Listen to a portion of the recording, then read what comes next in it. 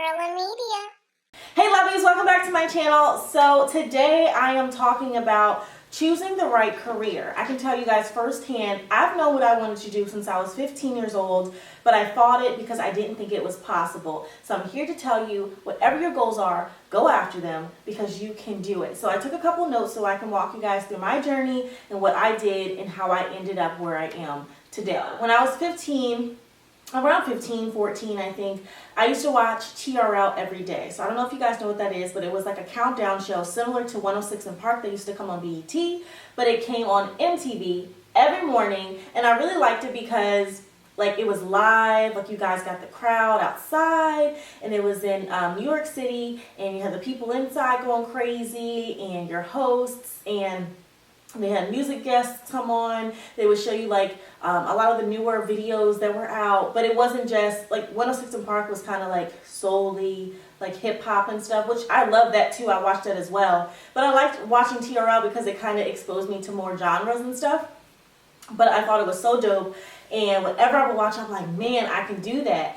And I don't know if you guys know, but Lala Anthony, who used to be Lala Vasquez, which is her name before she got married, she was on the show, and she was like one of the first like minorities to be on a show of that like scale. So it was like major. So I would wake up every morning and see Lala doing her thing, and I was just like, oh my gosh, like I want to do that. I want to do that someday. Like I know I can do that. I know I can do that. And mind you, when I was like 14 or 15, like I was a little bit more on the shyer side. Totally not like how I am right now. But I was a little shy. So like I knew my inner self wanted to do that, but like I hadn't grown into myself to really know how to do that, if that makes sense. So I remember just going through life knowing I wanted to do that, keeping that in the back of my brain, but I also doubted it too, right? Because I saw Lala, and she was a minority. She was, you know, black and Latina, but I didn't see many people that looked like me. So I would kind of like push it to the side. Like, man, I can do that, but she probably got lucky. Or, you know, she probably got picked because she was of a lighter skin tone. I mean, these were real thoughts. And, you know, these are things that I thought about because I didn't see anyone that looked like me on TV. There were not many African American women holding it down on TV. So I had a lot of like, I know I can do it, but can I do it? I remember having that in the back of my brain, like, man, I really want to be what Lala is. Like, I want to be a broadcaster in some form, in some sort. Like, I know I can do that. So I remember going to college and enrolling in journalism. I went to the University of Cincinnati, but they didn't have like a broadcast program. They only had straight journalism, which was fine because I love writing. I was in honors in high school. So like all of those things were things I liked to do. I got to college, and I don't know if you guys know, but I was a Division I track athlete. I was a sprinter, and a lot of my time was designated towards that because it was also paying for my college. So I kind of didn't have a choice.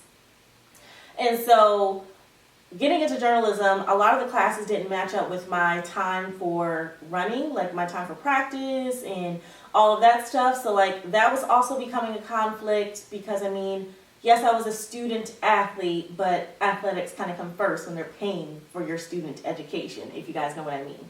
So that was becoming conflict, and on top of that, I remember being in class, and one of my professors were like, yeah, if you guys want a degree, or no, he was like, if you guys want a job in journalism when you graduate, you're probably going to have to move out of the country.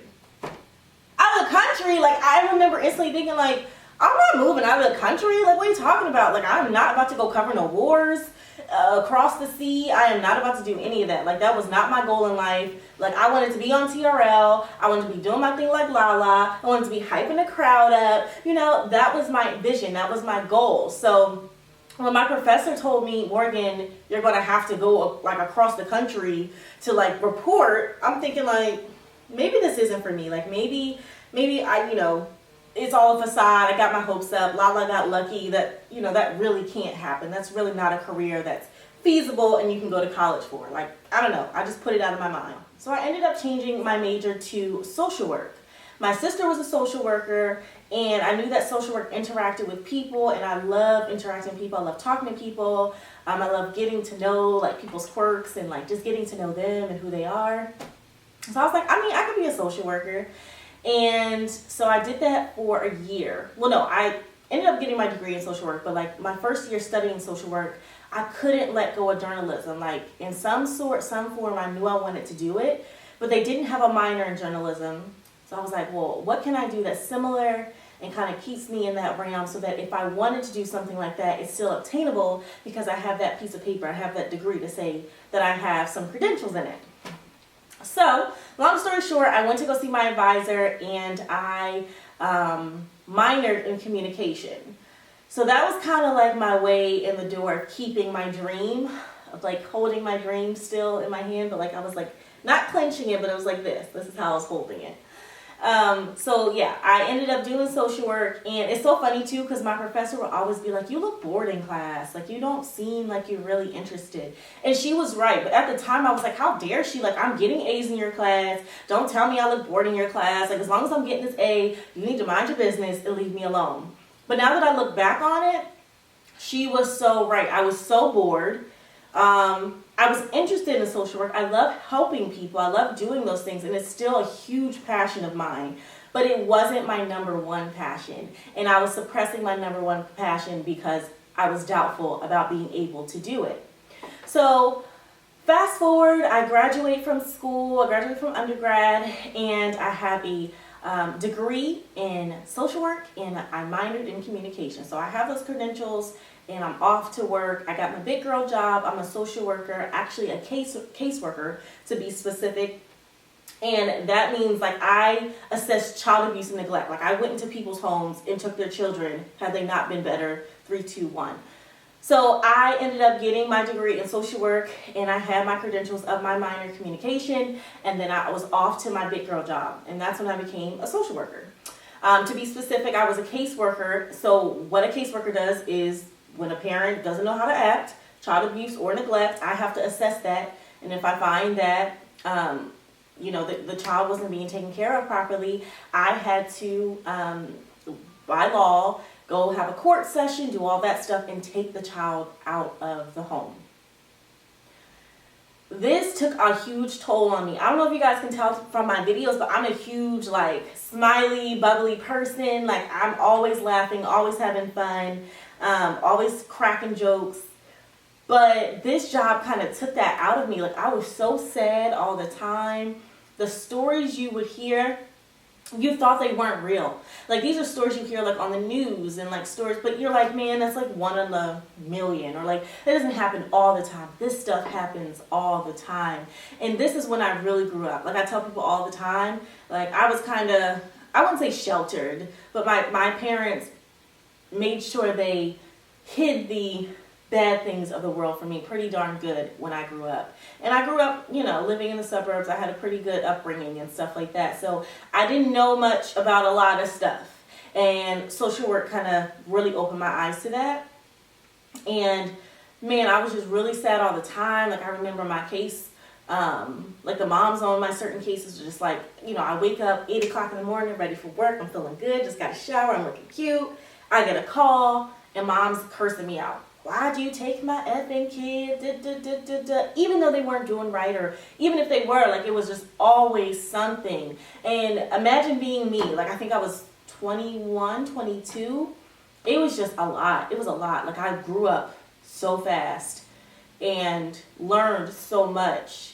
But I also learned that that wasn't what I wanted to do. And I learned that during that job, the one thing that I liked the most was interacting with the people. So investigating and finding out what were the elements, what were going on in the home, who were the major players in the family, and interviewing those people, getting to know those people, whether they were, a quote unquote good or bad person. Everybody has a story, and I just thought it was so dope to really uncover those layers and get to know those people on a deeper level, even if, I was seen as the bad guy in the situation. So with that, I worked as a social worker for 1 year, and I remember like one day, if my boss sees this, she's probably going to like be so mad at me, but she was such a bomb boss. Like, I don't think she would be too mad, but I remember one day I called off sick and I went and took my GRE. I had paid for it. I had bought the book. I was studying. I will be honest with you, I didn't study as much as I should because I knew what I was going to school for. I didn't need much math, and I'm not that great at math, but I'm a bomb writer, and you know, when it comes to writing, that's my strong point, and that's what I really needed. And I chose Syracuse University because it's one of the best schools for journalism. And if you guys want to know more about the best school to go to or what school to choose for your certain career path that you want to take, make sure you comment down below and let me know. So I ended up getting a super high score on the GRE in the writing section. Like I told you, the math wasn't too great, but I knew it wasn't going to be that great. But I was super stoked about that. And then fast forward, I got accepted to Syracuse University, and I was so thankful. Broadcast and digital journalism program. And from there, I just worked my butt off. And look where I am now. Now I am living out my dream. I'm not exactly where I want to be, but I'm in the right direction. You can't tell me that things aren't possible. Don't let anything stop you. Don't let, not seeing a lot of people that look like you on TV stop you. Don't think that nothing's obtainable. Don't think that life is just about working, paying bills, and doing nothing. Life is about living out your dreams. Life is about doing those things that you thought you could never do. Life is about just being that determined person and working your butt off for everything you deserve. Like I said, right now I work in traditional news. I'm an anchor reporter. My ultimate goal is to be an entertainment reporter someday. That is my goal, entertainment reporter and or host. And I'm going to do it. I'm going to do what I say. I'm going to do what I want to do. I am going to obtain every dream, goal, and ambition that I've ever had. But that's because I work hard for it. I grind out for it. And once I have something in my mind, I don't let it deter me. Now, you guys saw when I was younger, I did. But I learned from that lesson, and I literally just go for anything that I want to go for. And that's what you guys have to have in your mind. Like, if this is something you want to do, make sure you do it. Don't live your life just doing something so you can make money and you're not happy about it. And that's something my dad taught me as I got older. He would say, like, if it's something that you're not happy with, it's always going to feel like work. And I just thank God that I was able to learn from my mistakes at a younger age, be able to go back to school and do what I want to do and work towards my ultimate goal. So I guess the moral of this video is to say, choosing the right career is all about you. It's all about you taking the steps and the initiative to leave all that fear and doubt behind you and go after what you truly, truly want to do. Don't sit here and say, well, I can't pay my bills and I can't do this. Because I will be quite honest with you. I'm a very honest person. I don't hold any secrets. I took a major pay cut to become what I am today from being a social worker.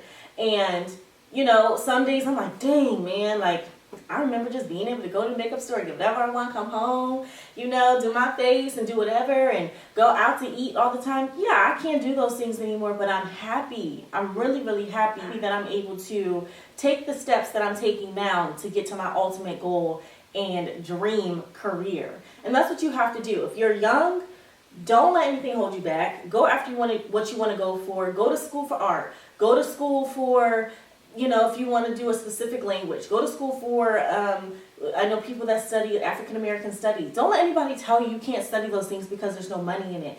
You create your life. You create your career. You create what you want to be. If this is what you want to be, you work hard for it and you find a way to make it lucrative. And I just really hope this inspired you to go after your dreams. Your biggest fears are this big compared to your dreams, and just go make them come true. So that's all I have for you guys today. As always, I love you guys, and I will see you guys in the next video.